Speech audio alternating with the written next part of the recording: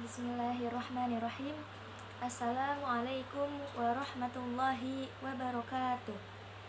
Saya Ihsanti Sulistia Utami dari jurusan Pendidikan Bahasa Arab semester 3B.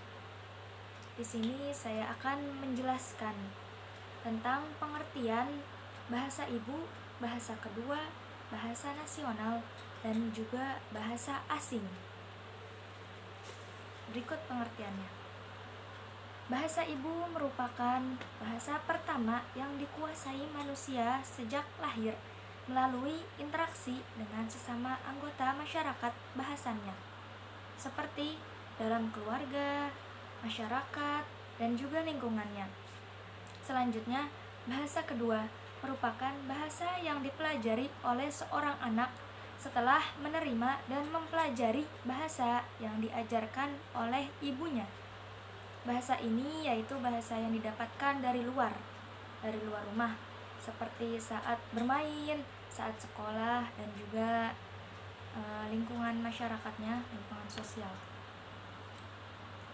Bahasa nasional merupakan sebuah penetapan yang diberikan pada satu bahasa atau lebih yang dituturkan sebagai bahasa pertama di wilayah sebuah negara, atau bisa disebut juga bahasa kebangsaan.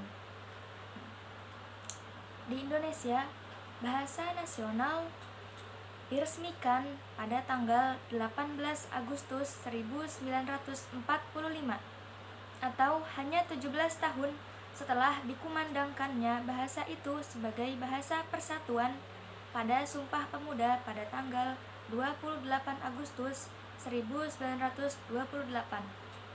Bahasa nasional di sini yaitu bahasa Indonesia, bahasa persatuan juga. Lanjut, bahasa asing merupakan bahasa yang tidak digunakan oleh orang yang tinggal di sebuah tempat tertentu atau disebut bahasa dari negara lain.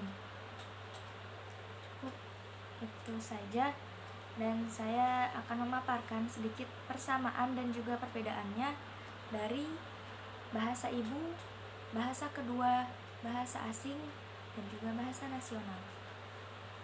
Persamaannya dari 4 bahasa tersebut yaitu sama-sama menjadi alat komunikasi yang dapat digunakan untuk menyampaikan sebuah keinginan, maksud, dan juga pikiran dari satu individu ke individu lainnya.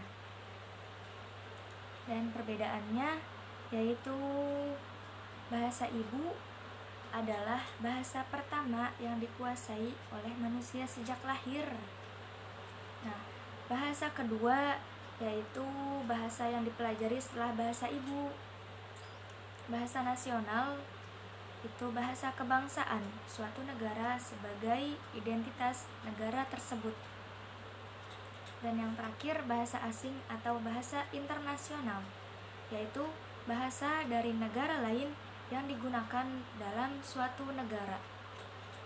Misalnya kan kita belajar tentang bahasa Inggris, bahasa Arab, nah itu tentang bahasa asing di dalam negara kita. Jadi kita mempelajari suatu bahasa asing dalam suatu negara. Terima kasih, kurang lebihnya mohon maaf. Wassalamualaikum warahmatullahi wabarakatuh.